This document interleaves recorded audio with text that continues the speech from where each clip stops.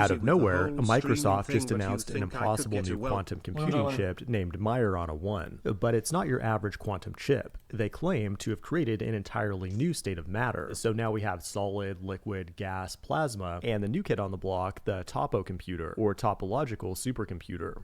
It is entirely a new state of matter. If it turns out not to be your typical Microsoft BS, and that's a big if, it could be a breakthrough on par with the transistor. The humble transistor allowed computers to scale up to millions of bits, and the Topo computer could be the technology that allows us to scale up to millions of qubits. Without exaggeration, that would make computers billions of times faster than current tech, allowing us to do incredible things like develop new medicines, simulate entire worlds of AI girlfriends, and run Microsoft Windows updates in seconds instead of hours. Wait, let me chat that this could answer my question for once.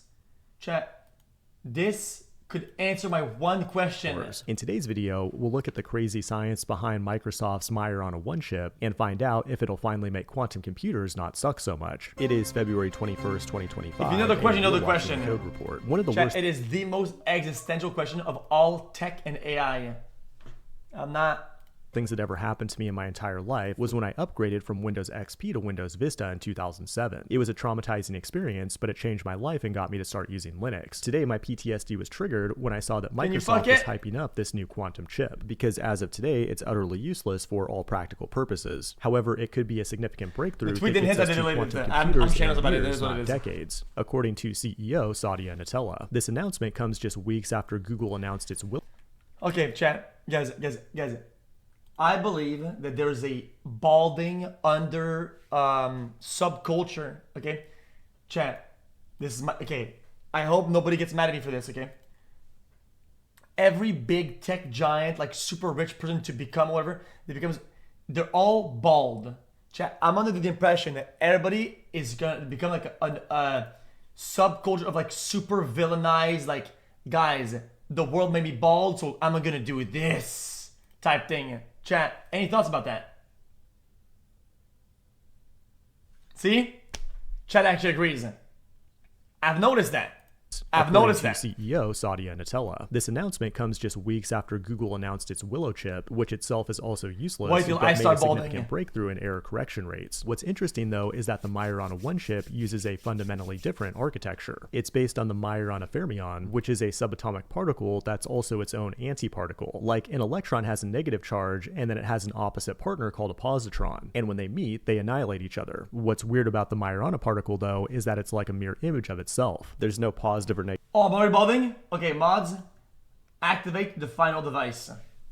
Side, and that makes it resistant to decoherence, which is where things get really weird. Quantum computers rely on quantum properties like superposition and entanglement. That allows qubits to represent the probability of multiple ones and zeros at the same time. But the problem is that qubits are extremely delicate and affected by their environment. Through a process called quantum decoherence, they gradually lose these cool properties and collapse to a regular classical state. It's like trying to get a choir to sing in perfect harmony in a war zone. That creates high error rates in quantum computers, and what's special about the Majorana fermion is that it's highly resistant to decoherence. This weird subatomic particle was first theorized in 1930.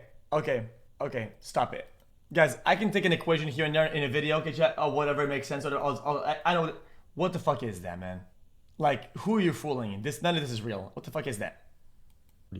But wasn't actually observed until 2020 when researchers found them in islands of gold. And actually, Microsoft claimed to have seen them back in 2018, but they had to retract this research paper. Oh, basic maths. Okay, let me run real quick. S-LE2x0-S+2, equivalent CS5 plus 2 plus half, square root of, bro, this is hieroglyphics.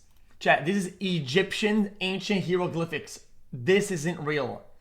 Nobody can read that. Oh, it's proof that it works. Oh, because at the end, there's two squares. One square means answer, the other means final answer. Equals 0. 1937, but wasn't actually observed until 2020 that they misrepresented the results. But now, just a few years later, Microsoft is claiming they can not only observe them, but also control them. They released a paper describing topological quantum computing, where they braid and fuse these particles together and then measure them, all of which occurs on a nanowire that's engineered atom by atom. Basically, you have these Majorana 0 modes at either end of the wire. Then to compute things, they measure if there's an even or odd number of electrons in the wire. The end result is a new type of semiconductor called a topoconductor, which is basically a superconductor semiconductor sandwich where the semiconductor mimics the superconductor. And these can be... So does this not need to happen at a certain temperature for it to remain stable? I feel like the nature of room temp disrupts this process. Chained together to scale up to millions of qubits on a small chip like this. The chip does need to be kept at a temperature of near absolute zero, and although they say it can scale up to millions of qubits, they haven't actually done that yet. As of today... Okay, that's hard. Okay, chat, that is hard. Holy Chad. Chat, holy...